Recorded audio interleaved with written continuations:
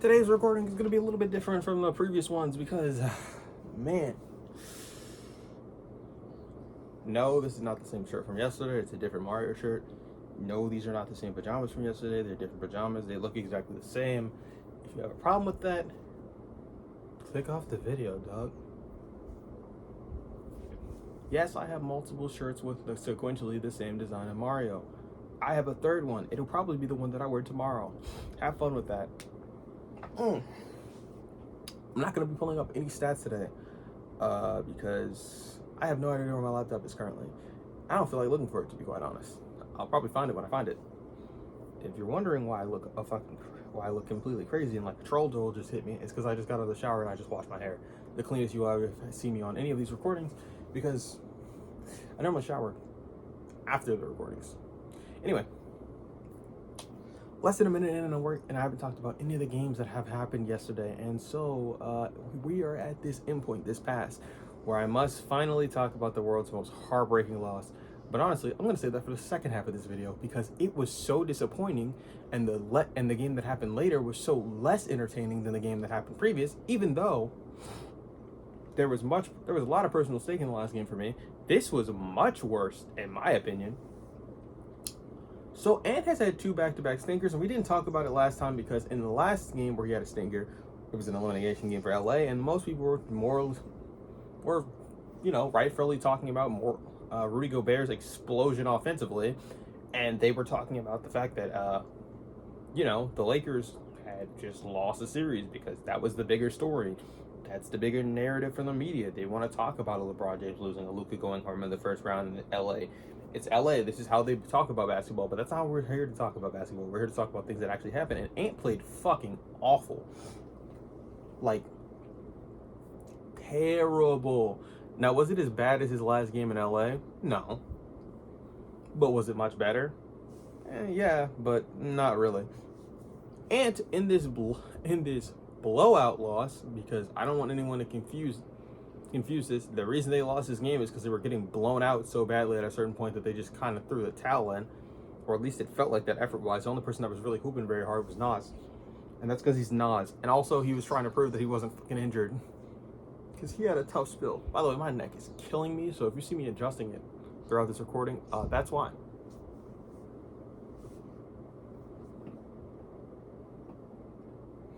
All right, so Ant had Ant had like a really low scoring half, and I mean for the first half, he did most of his scoring in the second half. So if you look at the stat sheet, just remember that he scored most of those points in the second half.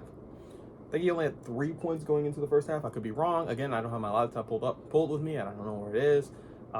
Statistics are going to be statistics this video. You're really here for the vibes. Yesterday, I feel like I leaned way too heavily into the play-by-play. So today we're going to do less of that. Try and figure out a healthy balance of me figuring out the stats and talking about the stats to you, but also actually looking at the camera and talking like a normal person. All right, so what do you want to hear else from this game? Oh yeah, Steph Curry. Steph Curry had 13 points, and if you just looked at the points and didn't pay any attention to the minutes, you might be thinking, well, Steph didn't really have a good game. He only took 9 shots. Yeah, Steph only took 9 shots, not only because they were blowing these niggas the fuck out, and it seemed like everybody's offense was going. Draymond Green, for whatever reason, I don't know why he does this, but whenever he's playing against Rudy Gobert, he remembers how to shoot and how to be an NBA player that doesn't have to throw hands. I don't know what it is. It's like the league said, look, be a dick to whoever you want. Stop doing it to Rudy Gobert. Stop, please. And he was like, okay, well, I'm gonna actually have to remember how to play basketball, I guess. They beat them without Steph, and Steph did not play that much. Steph was done with a hamstring injury in the first half, and I was wondering, oh, well, this means the Warriors won't be nearly as good. Nope, Jimmy Butler showed up. Jimmy Butler, as he said in the press conference after this game, said he turned from Robin into Batman, and that Buddy Hield and Draymond Green turned from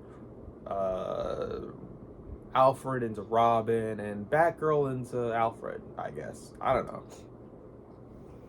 I'm probably misquoting him, but from the gist of it, yeah, dude, everyone stepped up in Steph Curry's absence, which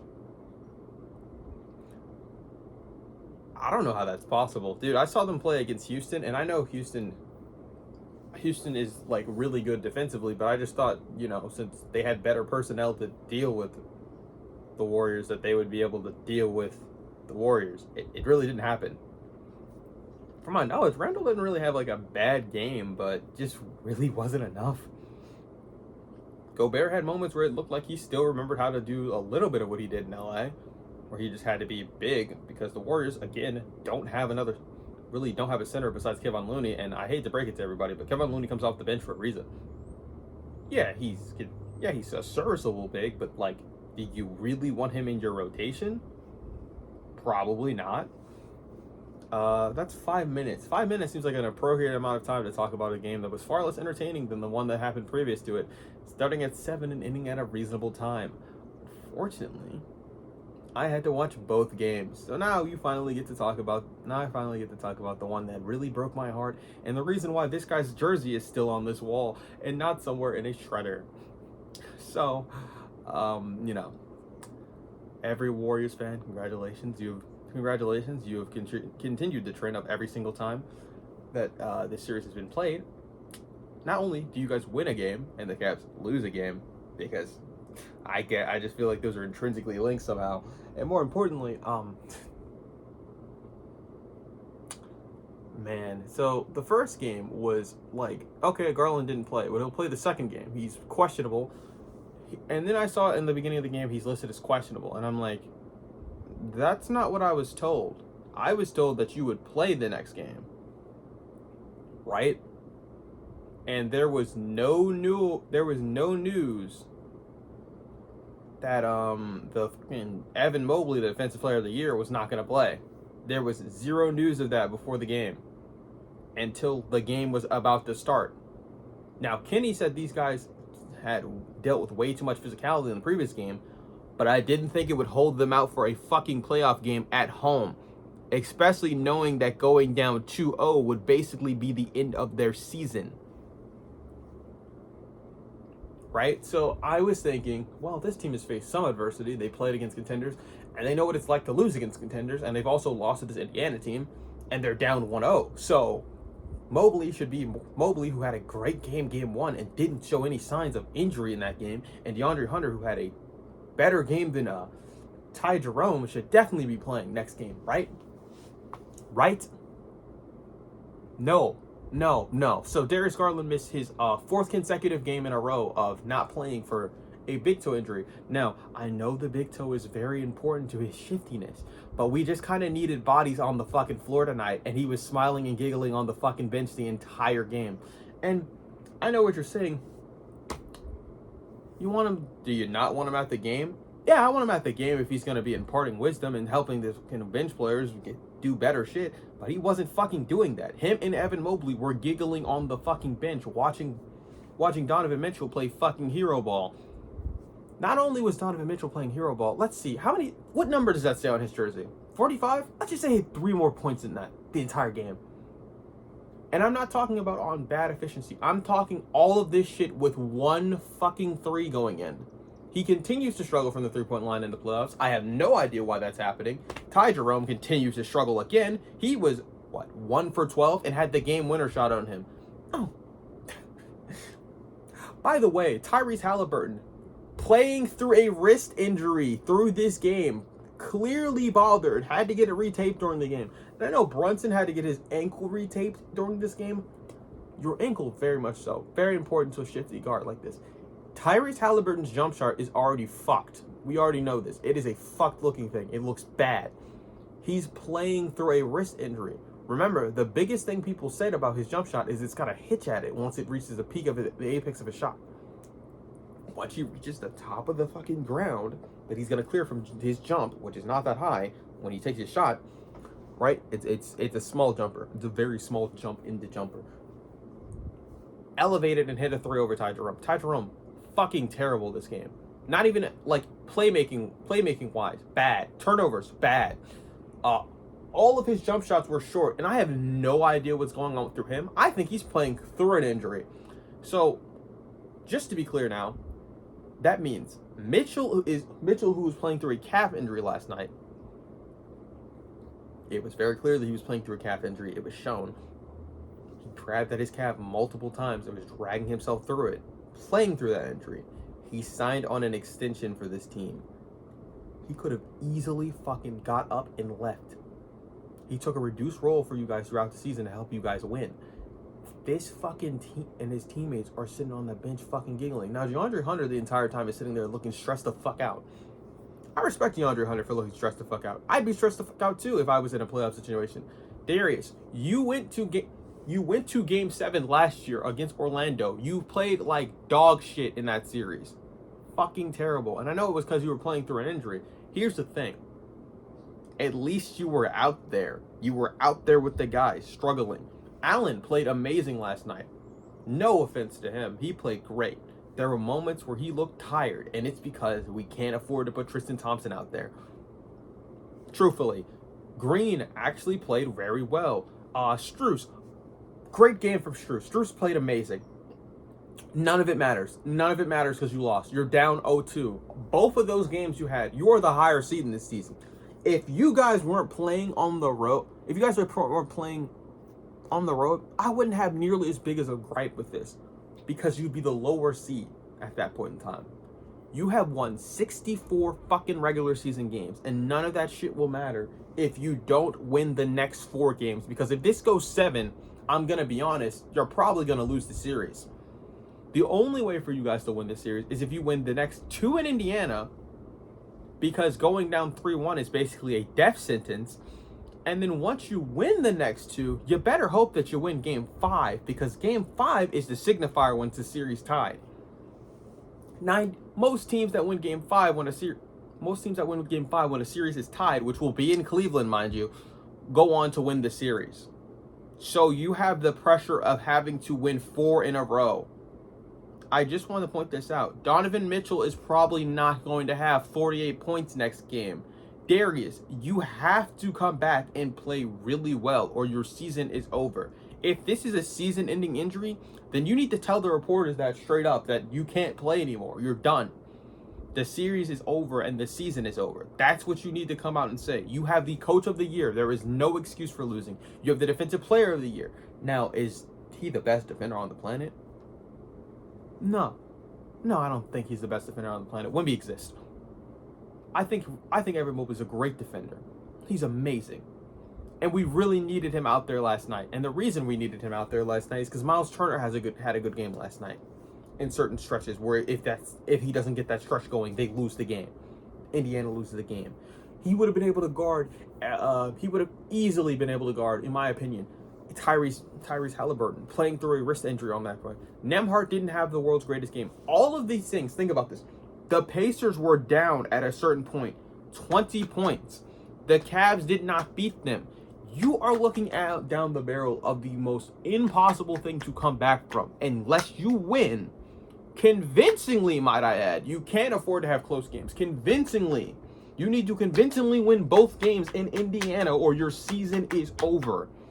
This needs to be imparted on them, stressed upon them. Dagnall, I know Dagnall going into today's game has told his team, that's unacceptable. We won 68 games. We're not supposed to lose Game 1 at home. We're not. Game 2, still not supposed to lose that one at home either. I could understand if you go on the road and you have a pretty hard time beating a former championship team. This is fucking Indiana. They're not a championship team. They don't have championship pedigree. They have never won. This franchise has never won an NBA title. They have ABA titles. Do you know what an ABA title is? Probably not. That was the other league that the NBA merged with to fucking save this dying league in the 70s. That was what they did in the 70s. They had to merge this dying league, and then Magic and Bird saved this still dying league. These 2 dying leagues from becoming irrelevant and just removed from the face of the earth. There is a lot of history in basketball in Indiana. They're not a championship team. And for a team that's won 64 games this year in this same conference that these motherfuckers are from, I expect better from you guys. I expect better from a Darius Garland. I need you to play tomorrow. You have to play tomorrow. Because if you don't play tomorrow, the losses are going to be on you. Because I can't blame Strus. He played amazing. I can't blame Donovan Mitchell. He played amazing. I can't blame the defensive player of the year because when he played game 1 and he played great in that game. He was showing true signs of growth through this game. Darius Garland, it is finally up to you. And you need to prove to this team why you shouldn't be fucking traded. Because this other all-star guard in Tyrese Halliburton, who had a rough start to the season, who absolutely, positively played through an injury all of last season. He played 82 fucking games. I don't know it was in a contract year, so it's not the same. But he played damn near 82 games. They had to shut him down. He was invited to the NBA's Olympic team. He was invited to the USA's Olympic team for a fucking reason, even though he didn't get to play games. Who do you want to be compared to when you done retired? Who do you want to be? Do you want to just be a multiple all-time star, or do you want to be a fucking champion? Because that's what this comes down to at this point. That's what it's going to come down to. Do you want to be a champion, or do you just want to be some guy who was a multiple-time all-star? Because there's plenty of those point guards in the fucking league. It's plenty of those point guards all the time. But no one gives a fuck about those guys. No one. I'm a basketball nerd, historian. I don't give a fuck about any of those guys. I want you to want this more than anyone else.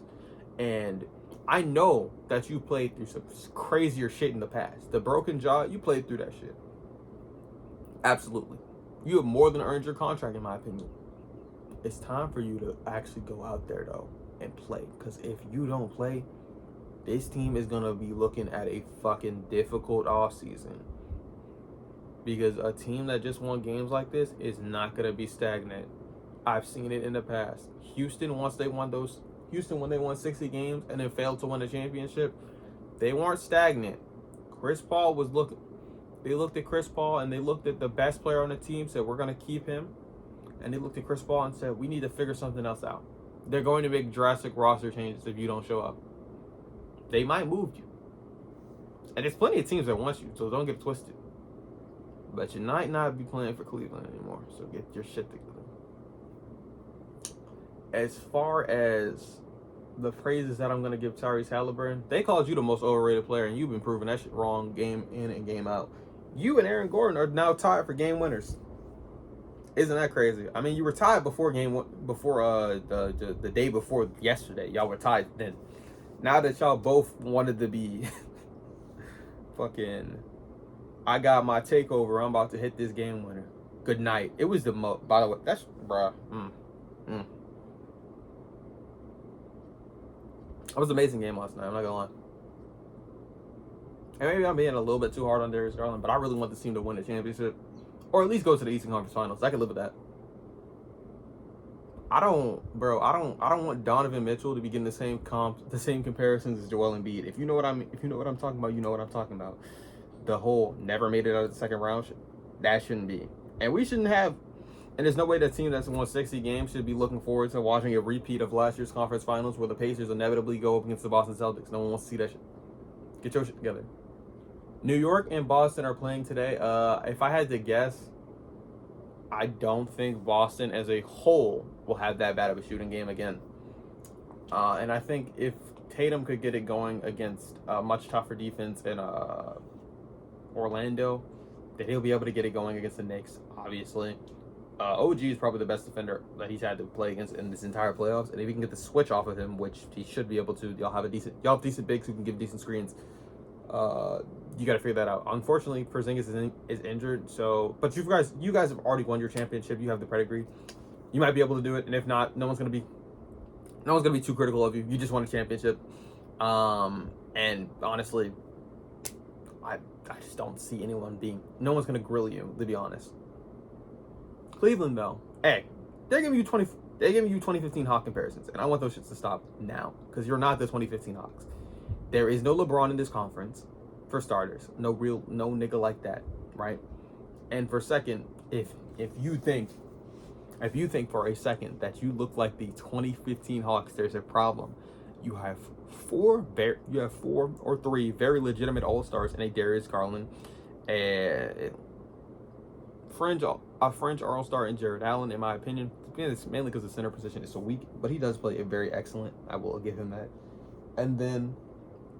And Donovan Mitchell, you already know what he is, superstar. obviously. Evan Mobley, who is an ascending superstar in my opinion. I need Darius Garland to be Darius Garland. Hell, I know you, and by the way, I know you can do it without being able to score. Your scoring is not everything about your game. Most of your game is based on your playmaking. You are an amazing playmaker. Show out, pop out, and show niggas, because they're really shitting on you, and that shit should be eating you up, bro. Yeah, that's all I wanted to say for this recording, and if I look fucked up, it is what it is. Tough titty. Maybe I shouldn't be leaning into the camera, and I should be standing back here, but like, if I'm passionate about it, I'm going to be talking to you. So good luck. Jeez. Other game that's gonna be on is we should be getting our second game from OKC. Yeah, I said that. But I expect the Thunder to be better on defense and their execution as well. And Chet should hit. And if Chet has to be put in a situation again, bro, you better hit them free throws this time because you looking funny in the light too.